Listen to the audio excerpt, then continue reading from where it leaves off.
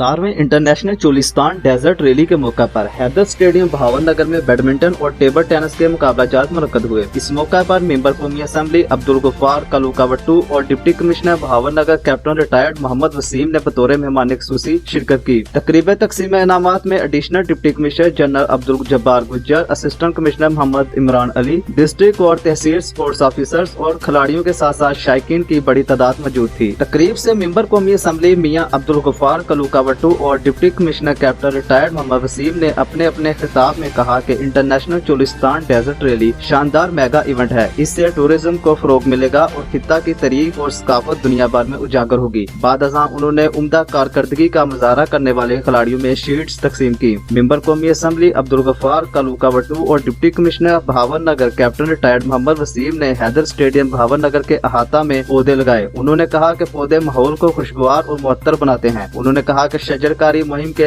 मौका पर तमाम अफराद पौधे लगाएं ताकि माहौल सरसब्ज और शादाब हो। उन्होंने कहा कि पौधे लगाने के साथ साथ उनकी मुसलसल देखभाल और आबियारी पर भी तवज्जो दी जाए। कैमरामैन टीम के साथ मोहम्मद शफीक, भावनगर। हमें सपोर्ट करने के लिए हमारे चैनल को अभी सब्सक्राइब कर लें और बेल के आइकन पर क्लिक करके हमारी लेटेस्ट वीडियो की नोटिफिकेशन बर वक्त हासिल करें।